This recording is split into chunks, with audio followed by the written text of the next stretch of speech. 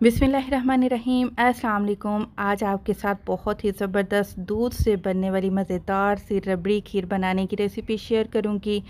बहुत ही ज़बरदस्त बनकर तैयार होती है और सबसे बेहतरीन बात यह है कि इसको बनाने में सिर्फ़ और सिर्फ आपके 10 मिनट लगेंगे और पूरे 1 लीटर दूध से आपकी 1 लीटर मज़ेदार सी ठंडी ठंडी रबड़ी खीर बनकर तैयार हो जाएगी।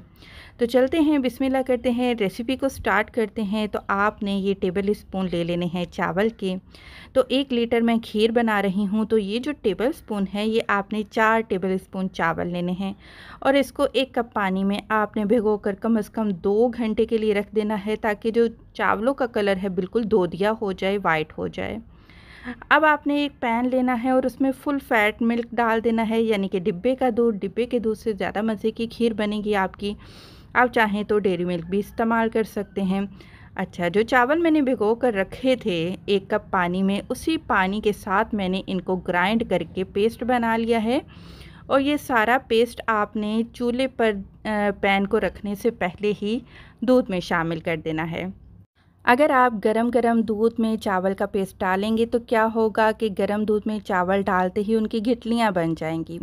दूसरा मेन पॉइंट आपने ज़हन में रखना है कि चूल्हे पर आपने बर्तन को रख कर लगातार चम्मच हिलाते जाना है, यहाँ तक कि दूध में उबाल आ जाए। ऐसा अगर नहीं करेंगे तो जो चावल का पेस्ट है वो नीचे बर्तन में चिपक जाएगा। तो इन छोटी-छोटी टिप्स का आप ज़रूर ख्याल रखिएगा। अब क्योंकि रबड़ी खीर बनने जा रही है तो यहाँ पर मैंने ली है मलाई। 1 कप मलाई है और चीनी मेरे पास है तकरीबन 6 खाने के चम्मच। आप अपनी मर्ज़ी से मीठा कम ज़्यादा कर सकते हैं। तो जी, यहाँ पर जो हमारी खीर है गाढ़ी होना शुरू हो चुकी है, गाढ़े-गाढ़े से बबल आना शुरू हो चुके हैं।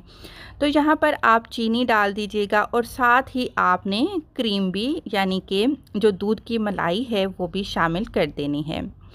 तमाम चीज़ों को आपने अच्छे से मिक्स करना है। अब चीनी डाल देने के बाद क्या होता है कि जो चीनी है वो अपना पानी छोड़ती है, तो खीर एक दफ़ा फिर थोड़ी-सी पतली हो जाती है।